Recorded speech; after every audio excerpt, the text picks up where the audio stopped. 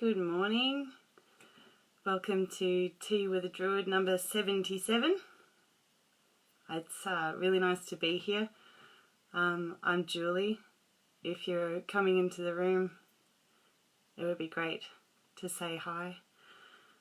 It's very early in the morning here. I'm in Sydney in Australia and it's 5 a.m. and I'm not usually a morning person, but I'm certainly really happy to be here with you. So yeah, it's really nice.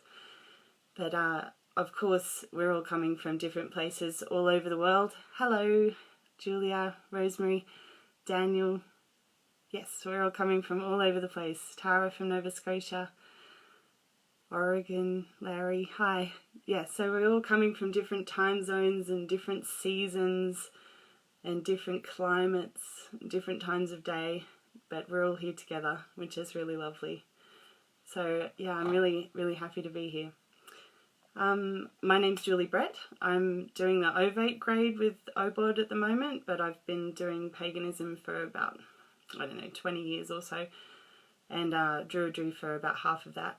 I'm the author of a book called Australian Druidry, and I run a group called Druids Down Under, which people from all different kinds of Druidry come together to talk about how we adapt our practice to the Southern Hemisphere, which is great fun. I also host a podcast called Forest Spirituality, which lots of lovely people from OBOD and other groups come and have a chat with me, which is great. So that's a little bit about me.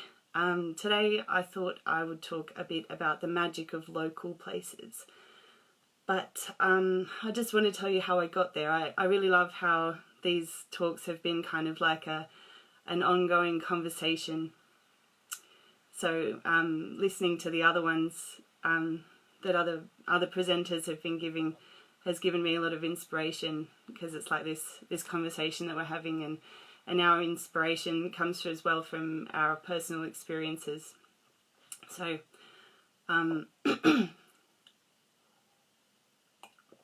cheers. So recently lots of people have been talking about environmental issues and about the environmental crisis and what we can do about it, and talking about how we can pay for trees to be planted, which is a great idea, or maybe we can become part of a volunteer organisation, or maybe like JJ was talking about, that gentle activism of kindness. And I just loved all of those suggestions, and something that has always been really important to me is these local places and the magic of local places. So I thought that I'd talk about how that can be a kind of gentle activism as well. And I was wondering whether I should even talk about activism. Maybe we've been talking about it too much. But then I realised that, Druids, the ancient Druids, were judges, and they were moral philosophers and natural philosophers. And so doing this is part of Druidry. It's part of who we are. And, what use is our spirituality if we can't put it into the world and help make the world a better place? So I thought I would also start with just saying the Druid's prayer, because that's another reminder of how important all of this work is, and how it's just an intrinsic part of what we do. So if you'd like to join me, that would be lovely. Grant, O Spirit, thy protection, and in protection strength, and in strength understanding, and in understanding knowledge, and in knowledge the knowledge of justice, and in the knowledge of justice the love of it, and in the love of it the love of all existences, and in the love of all existences the love of spirit and all goodness. So yes, it's all part of what we do. So yeah, I did find out recently that in Australia we've had some of the worst deforestation in the world in the last few years, which is really sad, and it's putting at risk koalas, among many other animals, and some estimates say that koalas could even go extinct by 2050, which is just devastating. So yeah, there's so many reasons that we should be trying to do this work, and learning about what are the risks in our local places as well as the broader issues. Yeah, it's incredibly sad, and not knowing what to do about it can be really hard. And of course, yes, there's these things that we can do. We can make donations, we can volunteer.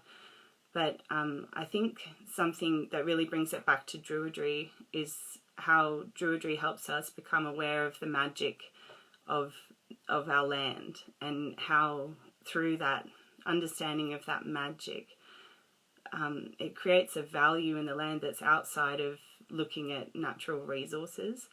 I think there's a real disconnect when we just think of nature as being valuable because of, climate change type values.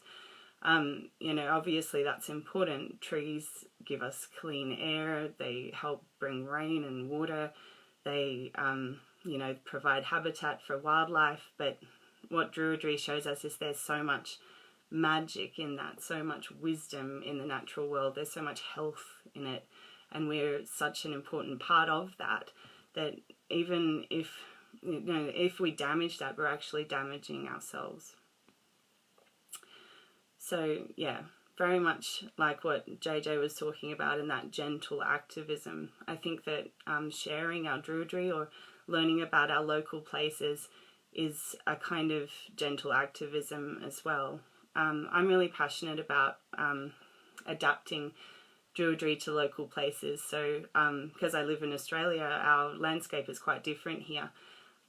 We have really different kinds of forests and animals and seasons even. So it's really lovely to learn about those from the ground up. Like, the books can give you so much, but there's something really special about just going and listening and learning about the land for yourself, and learning about your local place and what makes that special. So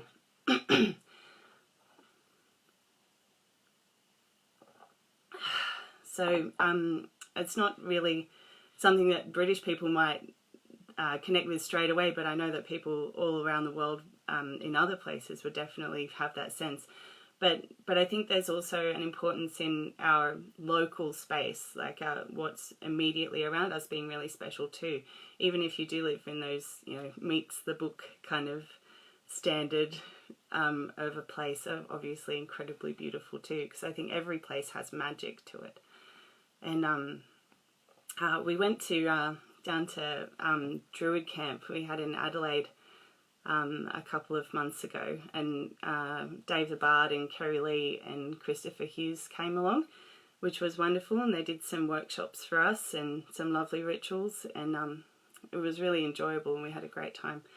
And I was really touched by their focus on looking at that 1 square mile around where you live, or that immediate space around where you live, or where you're spending time if you're traveling around even. So where you find yourself, understanding the energy of that space, those animals, those plants, those seasons, and connecting with that on a deep level is really important. So I think that we can do that wherever we are in the world, and we don't need to look far away from magic. It's right here. It's right outside your door. It's everywhere.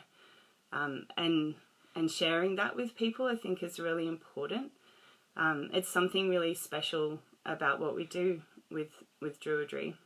So knowing that every plant has magic in it, that every animal has a lesson to teach us, that as we move through the seasons, there's a peace that comes from being in flow with that. Yes, the genus loci, Ellie's saying, absolutely. That's what we could call it, the spirits of place, that importance of those local spirits. More like if you're the local druid of the area, you should know your place, your land. You should know the magic of that place, and you should be able to talk to other people about it in an inspiring way that helps them to understand the magic of that place as well, I believe. So this idea that we might have to go far away, or that we have to live in a place that meets some kind of standards, I think is not right. Everywhere has magic, and everywhere can thrive and become a magical, or not become, it is a magical place. So yeah, we don't need to go to Glastonbury or Stonehenge or sit under an oak tree. It can be in your garden, although obviously those places are pretty cool. Yeah, it's in the wind, it's in the sunrise, it's the clouds in the sky, or the solid earth beneath you. It's the tree in your garden, it's the smell of a rose. It's all these beautiful things that are just there all around us.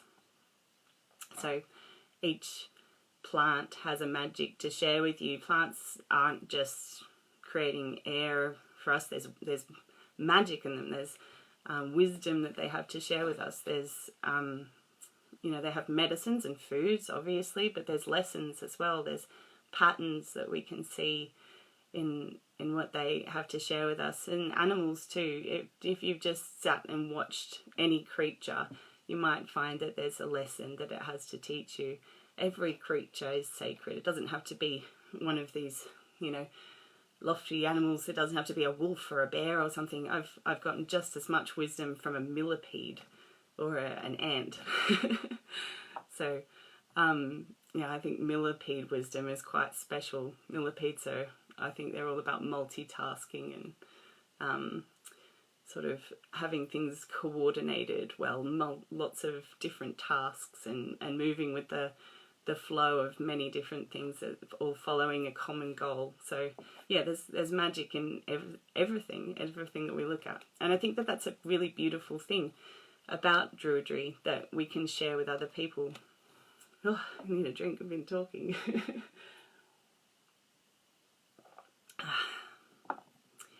So yeah, also every season that we pass through, like working with the Wheel of the Year, teaches us that there are different seasons and there are different activities and different moods and different states of mind that we feel that go with those different seasons. And if we try and push the wrong mood or the wrong activity into the wrong season, then there's something that doesn't work with us. And it takes time to really pay attention to the seasons and to the cycles that are happening around us to really understand that. And there's magic in that, that's something really special. And so if it's just examples, in summertime we go down to the waterfalls a lot and spend a lot of time seeking out water because it's really hot. There's a lot of things that we can't do in the summertime, like that that it's too hot. There's too much. It's just exhausting sometimes, and we just need to take time out to go and find these cool spaces to get away from it.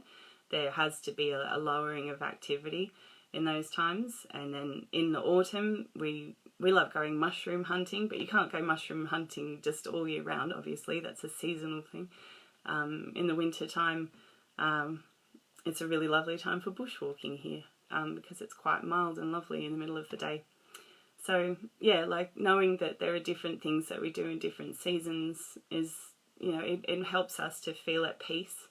And spending that time in nature and knowing how much nature can help us find that peace, through these seasonal activities is a really wonderful thing to do.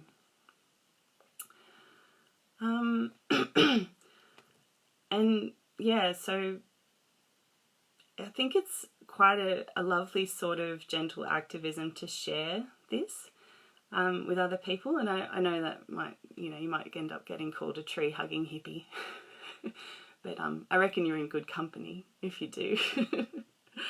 But really, these are just the simplest parts of being human, moving with the seasons. Yes, as Linda says, every season is magical, absolutely. And sharing that with other people can be a gentle form of activism. If people see the magic of nature, if people understand how wonderful nature is and how much beauty there can be added to our lives through our connection with nature, that can actually change people's attitudes towards the destruction of nature. So, I think it can be immeasurably important to share with people those those senses of gratitude for the seasonal changes. It can be such a tiny thing to do, or just saying how beautiful certain kinds of different changes in the weather are, or oh, it's getting cold, not oh, that's bad, but oh, I'm really looking forward to having a fire out in the garden, that'll be great. You know, sharing those, yes, proud to be a tree hugging hippie, good on you. It's lovely to share these little gratitudes, I think, and that magic that Druidry gives us in how it makes us love nature so much and feel that peace as we connect with nature. And that is really something that anybody should be able to understand if we are gentle with that explanation. And hopefully that's a lovely way that we can change hearts and minds and help people to understand how magical and how important and how valuable these forests are, and these animals that live there, and everything that comes with that. So yes, another thing that I wanted to just mention was how learning about your local trees can be a really lovely thing to do. Philip recommended that we donate money to a tree planting fund, and I think that's a wonderful idea. But another thing that you can do if you enjoy it, and a lot of us Druidy types do, is planting trees. And I think one of the best ways that you can do that is to learn about your square mile, like look around your area and see if there are any trees that are locally accessible and that aren't, you know, in a place where you're not supposed to take them, like obviously private land or from a national park or something like that. But a lot of trees in reserves and, you know, on the sides of playgrounds or on the edge of a car park or something like that have seeds that you could collect and plant. So learning what your local trees are can be a lovely way to have a little gentle activism in your own home too.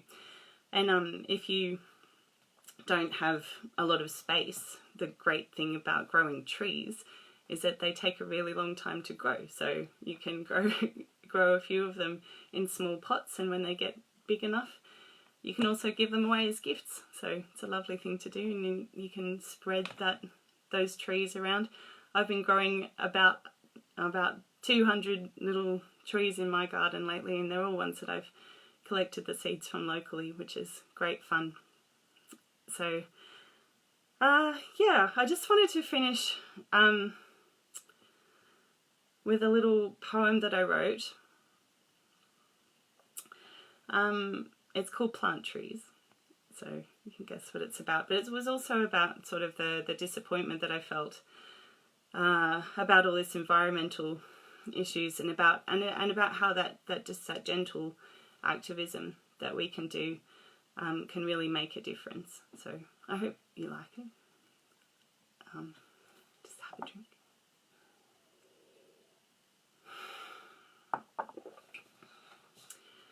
Heart sunk with the weight of 1,000 disappointments. Heart sunk with realizing that they don't care. Heart sunk for the ones I love, the earth, the seas, the sky. Heart sunk. I place my hand upon her.